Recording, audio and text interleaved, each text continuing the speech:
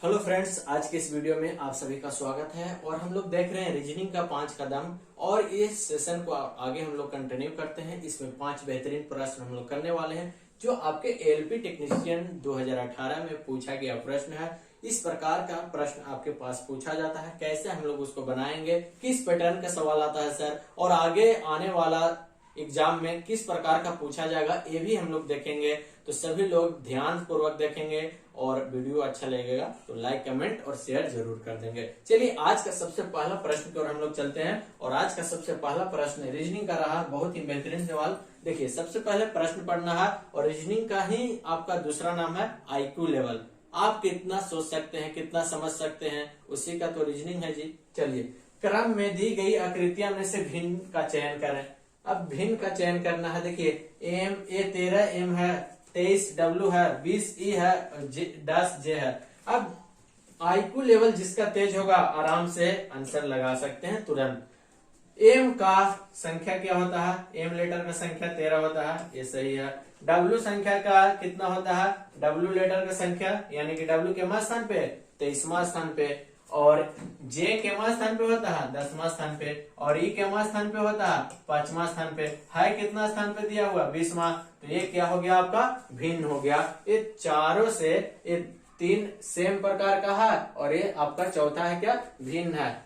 तीसरा इस संख्या चित्र संख्या 1, चित्र संख्या 2, चित्र संख्या 3 और चित्र संख्या 4। तो कौन हो गया आपका ऑप्शन? चित्र संख्या 3। चित्र संख्या 3 कहाँ है? ऑप्शन नंबर बी में। तो इस प्रकार का आपके पास ऑप्शन रहेंगे, क्योंकि ऑप्शन भी गड़बड़ाने वाली है। यहाँ देखिए, चित्र संख्या 3 है और यहाँ पे बहुत लोग लगा देंगे सी, लेकिन आपका चित्र संख्या 3 कहाँ पे है? ऑप्शन बी में है। तो आपका जो सही आंसर हो जाएगा ऑप्शन बी होगा।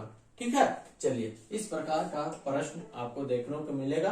प्रीवियस ईयर का क्वेश्चन है बाबू। चलिए, अगला सवाल आपके सामने है। P G Q H R आई, तो अगला संख्या जो क्या होगा फाइंड आउट करना है। मिसिंग नंबर आपको फाइंड करना है, मिसिंग लेटर यहाँ पे फाइंड करना है। पी यानी कि कितना होगा? पी के बाद क्या होता है? क्यू, क्यू के बाद आर, आर के बाद एस, आराम से निकल गया। अब देखिए, जी, जी के बाद एच, एच के बाद आई, वाई के बाद जे। तो देखिए, तो कहाँ है? Option C is the correct answer. इस प्रकार आप निकाल सकते हैं। यहाँ पे कुछ नहीं दिया था, पी क्यू आर, तो यहाँ पे क्या हो जाएगा? एस। यहाँ पे जी है, एच है, आई है, तो अगला संख्या क्या होगा? जे होगा। तो सही जो आंसर होगा ऑप्शन सी होगा, एस और जे। ठीक है, चलिए अगला सवाल की ओर हम लोग बढ़िए। अगला सवाल क्या है? देखिए, यहाँ पे दिया गया सवाल है स्माइल। स्माइल शब्द को क्या कर रहा? सही दर्पण दर्शाता है। तो ये जो दर्पण दे देगा कि सही दर्पण में क्या होगा स्माइल का, तो ये उलट जाएगा। क्या करेगा? उलट जाएगा। अगर आप सही सही बनाना चाहते हैं एग्जाम में, तो आपके पास जो रफ शीट देता है, जो आपके पास पेपर एक देता है रफ करने के लिए, उसमें लिख दीजिए क्या? स्माइल। क्या लिख दीजिए? स्माइल। और उसको उल्टा करके आप देख लीजिए तो आपके पास आंसर हो जाएगा। तो स्माइल का जो उल्टा हो जाएगा, देखिए, ई इधर चल जाएगा। क्या बोले हैं? दर्पण में। दर्पण में क्या हो जाता है? दाएं से बाएं की ओर चेंज हो जाता है। तो ई कहाँ हो जाएगा? यहाँ हो जाएगा। अब एल के इधर हो जाएगा, इधर की ओर, सॉरी इधर हो जाएगा। एल कहाँ हो जाएगा? इस प्रकार हो जाएगा। और आई तो सेम ही रहेगा जी, आई तो सेम ही रहेगा। और एम भी पलट जाएगा, एम भी ऐसे हो जाएगा, एम भी उतना खास चेंज नहीं होगा। और एस आपका जो हो जाएगा इस प्रकार हो जाएगा। तो देखिए, तो किसमें है? देखिए, तो ऑप्शन बी मिल रहा है। Option B is the correct answer. इस प्रकार हो जाएगा। और अगर पूछता पानी में, जल में, तो जल में क्या हो जाता? नीचे से ऊपर की ओर चेंज हो जाता है। नीचे से क्या हो जाता है? ऊपर की ओर चेंज हो जाता है। हमको पूछ रहा है दर्पण में, तो दर्पण का जो सही आंसर हो जाएगा option B is the correct answer. ठीक है, चलिए, समझ रहे हैं ना? सभी लोग कमेंट करके जरूर बताइएगा। अगला प्रश्न की ओर हम लोग बढ़ रहे हैं। और अगला प्रश्न आपके सामने है। एक कोड में यदि MIZZLY दिया हुआ है और इसका कोड ये लिखा जाता है, और एक पजल को ये लिखा जाता है, और इसी कोड में इसका क्या लिखा जाएगा? चलिए देखिए, तो क्या लिखा गया है? MIZZLY को लिख रहा है जी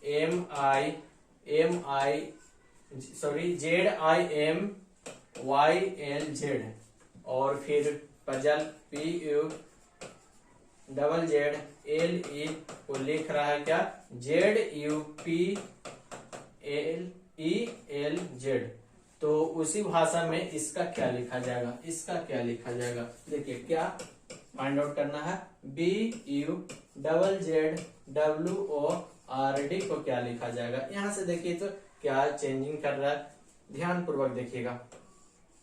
एम आई जेड तो जेड आई एम, यानी कि ये तीन अक्षर को क्या किया है, इधर की ओर चेंज कर दिया गया है। देखिए ये तीन अक्षर को चेंज कर दिया गया है। उसके बाद देखिए तो वाई एल जेड और फिर इसको चेंज कर दिया गया है, यानी कि हम भी इसी तरह से करेंगे। ये चार अक्षर और ये चार अक्षर बांट दिए, डिवाइडेड कर दिए, ठीक है ना। इसमें भी देखिए जेड यू पी, तो इसको कर दिया है जेड यूपी, ठीक है। उसके बाद क्या कर दिया है, इसको चेंज कर दिया गया है। उसके बाद लिख दिया है ई एल जेड, तो उसी प्रकार हम लोग कर देंगे क्या, जेड यू बी, उसके बाद इसको कर देंगे फर्स्ट में डी आर ओ डब्ल्यू। किसमें है, जेड सबसे एक ही तो ऑप्शन है जी, एक ही तो ऑप्शन है जेड वाला, बाकी तो बी वाला ऑप्शन है, डी वाला है और डब्ल्यू से स्टार्ट हो रहा और जेड से एक ही ऑप्शन स्टार्ट हो रहा, यानी कि option number D is the correct answer. देखिए हमको समझना था, देखना था कि किस पैटर्न पे ये कोड दिया गया है। हम देखें कि एम आई जेड को क्या कर दिया है, जेड आई एम लिख दिया है, यानी कि तीसरा सेकंड और फर्स्ट को इस प्रकार सजा दिया और फिर पीछे से इसको पलट दिया, पीछे से इसको पलट दिया है। इसमें भी उसी तरह से काम किया है, तो इसमें भी हम उसी तरह से करेंगे। ये 8 अक्षर का था तो 4 का हम ग्रुप बना लेंगे, तो इसको फर्स्ट कर देंगे और बी वाला को लास्ट में कर देंगे, इसी प्रकार सजा देंगे। इसको भी हम लोग चेंज कर देंगे और आपके पास आंसर हो गया, ठीक है। चलिए अगला सवाल की ओर हम लोग बढ़ते हैं। अगला सवाल देखिए क्या बोल रहा है, बहुत ही बेहतरीन रैंकिंग का सवाल है। एक के ऊपर एक कुछ किताबें रखी गई है, एक के ऊपर रखते हैं ना आप लोग, अलमारी में किताब रखते होंगे, इसके ऊपर इसके ऊपर इसके ऊपर, है ना, उसी प्रकार दिया गया है। एक के ऊपर एक कुछ किताबें रखी गई है। यदि एक किताब के ऊपर 18वें और नीचे से 15वें स्थान पे है। चलिए ये क्या है, आपका बुक है कोई, ये बुक है आपका।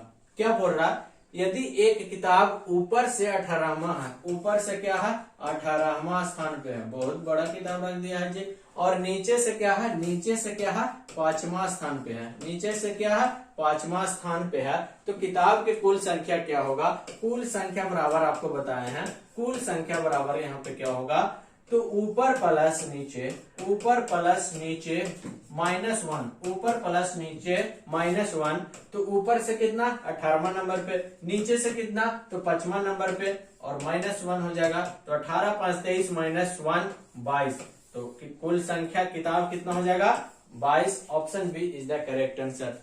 समझे बात को, ऊपर से 18वां दिया था और नीचे से 5वां स्थान पे था, कुल संख्या पूछ रहा था, तो ये दोनों को जोड़ के 1 घटा देंगे, कुल संख्या निकल जाएगा। अगर दिया रहता कि बाएं से 15वां है और दाएं से 5वां है, तो कुल किताब की संख्या कितना होगा, तो इसको जोड़ देते हैं और 1 माइनस कर देते हैं, यानी कि 19 आंसर हो जाएगा, है ना। तो इस प्रकार का सवाल आपको आता है, आराम से बन जाएगा। अब बोझ देगा स्थान परिवर्तित कर देते हैं, वो भी आपको बताए हैं, आगे आने वाला में वीडियो में भी आएगा वैसे प्रश्न, तो आपको बताएंगे। स्थान परिवर्तित करता है तो उसका कुल संख्या क्या होगा, या दाएं से उसका क्या होगा पोजीशन, या बाएं से या ऊपर से या नीचे से, कुछ भी पूछ सकता है। तो इस प्रकार का सवाल आपके पास बनते हैं।